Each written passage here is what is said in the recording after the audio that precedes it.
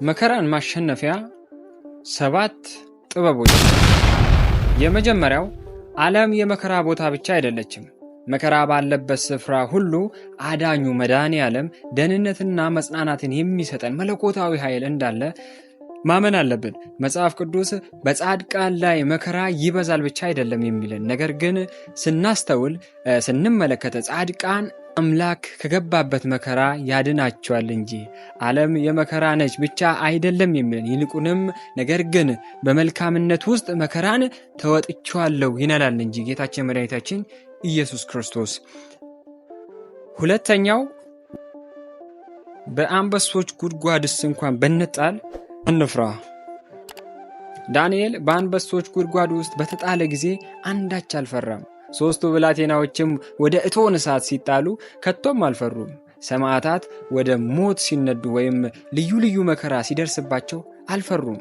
ዳዊትም የአቤሴሎምን አመፅ በሰማ ጊዜ እግዚአብሔር ብርሃኔና መድኃኒቴ ነው፣ የሚያስፈራኝ ማን ነው? እግዚአብሔር የሕይወቴ ብርታት ነው፣ የሚያስፈራኝ ማን ነው ነበር ያለው በመዝሙር 27 ቁጥር 1 ላይ። እኛም አባታችን ዳዊት እንዳለው እንደዚሁ እንበል። ሶስተኛው መከራ ቢበዛም የሚታደገን ደግሞ አለ። መከራ ቢበዛም የሚታደገን ደግሞ አለ። ለዳዊት ሕይወት ቀላል አልነበረችም። በመከራና በወጀብ በጭንቀትም መካከል ተጓዘ እንጂ እግዚአብሔር አምላክ ግን ታደገው፣ የጠየቀውን ሁሉ አብስቶ ሰጠው። ዳዊት በመዝሙሩ እንዲህም አለ፣ የጻድቃን መከራቸው ብዙ ነው፣ እግዚአብሔር ከሁሉም ያድናቸዋል። እግዚአብሔር አጥንቶቻቸውን ሁሉ ይጠብቃል፣ ከእነርሱም አንድስ እንኳን እንዳይሰበር ይጠብቃል፣ ወይም አንድስ እንኳን አይሰበርም ይለናል በመዝሙር 34 ከቁጥር 19 እስከ 20 ስንመለከት። አራተኛ ፍርሃትን በማሸነፍ ከፍ እንበል። ቅዱስ አውግስጢኖስ ምንም ነገር እንደማልፈልግ ሳስብ ወይም ምንም እንደማልፈራ ከውስጤ ሲሰማኝ ያን ጊዜ በዓለም ከፍታ ላይ ተቀምጫለሁ ያለው የማይታበል ሀቅ ነው። ፍርሃታችንን ድል በመንሳት ከፍ ማለት አለብን። ለዚህም እግዚአብሔር ይርዳን። አምስተኛው በመከራ ውስጥ ደግሞ በረከት አለ። በመከራ ውስጥ ደግሞ በረከት አለ። በረከት አንድ ሰው ሊፈልገው ከሚችለው ሁሉ በላይ የሆነ ነገር ነው። በውስጡ ሁሉንም ነገር ተሸክሟልና።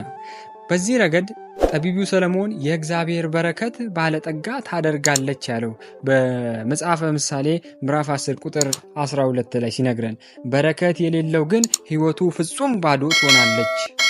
እናም በሁሉም ነገር የማይሳካለት ይሆናል፣ ወይም በሁሉም ነገር የማይሳካለን እንሆናለን ማለት ነው። በመከራ ውስጥ ማንጸና ከሆነ፣ በረከትን እማናገኝ ከሆነ ማለት ነው። ስድስተኛው የተረጋጋ መከራን ያንበረክካል። ይህንን ስሙልኝ፣ የተረጋጋ መከራን ያንበረክካል። የተረጋጋ ልብ እንደ ጥልቅ ባህር ነው። ችግሮች በላዩ ላይ ሊንሳፈፉ ይችላሉ፣ እርጋታውን ግን አይረብሹትም። ወደ ጥልቁ ቢወርዱ ግን ይሟሟሉ፣ ይጠፋሉ። ለተረጋጋ ሰው ደግሞ መከራ ለራሱ ተሸናፊ ሆኖ እጁ ስር ይወድቅለታል። ሰባተኛውና የመጨረሻው ሰይጣንን ተስፋ እናስቆርጠው። ፈተናዎቻችን ከእግዚአብሔር እንዳልመጡ እንወቅ፣ ከቀናብን ከሰይጣን እንጂ። አባታችን ሐዋርያው ያዕቆብ እንዲህ ብሏል፣ ማንም ሲፈተን በእግዚአብሔር እፈተናለሁ አይበል፣ እግዚአብሔር በክፉ አይፈትንምና እርሱ ራሱ ማንንም አይፈትንም። አባታችን ያዕቆብ በመልእክቱ ምዕራፍ 1 ላይ ቁጥር 13 ላይ ስንመለከት፣ ስለሆነ ፈተናዎች ሲገጥሙ እንታገስ፣ መልካም ነገሮች በበለጠ ሁኔታ በመስራት ሰይጣን በእኛ ላይ ተስፋ እንዲቆርጥ እናደርገው እና አባታችን ያዕቆብ እንዳለው ሰው በራሱ ኃጢአት ይፈተናል እንጂ እግዚአብሔር ሰውን አይፈትንም። ቢፈትንም ሰይጣን ፈተናዎችን የሚያቀርበው ሰይጣን ነው። እኛም ደግሞ በራሳችን ስራ እንፈተናለን እንጂ እግዚአብሔር እኛን አይፈትነንም።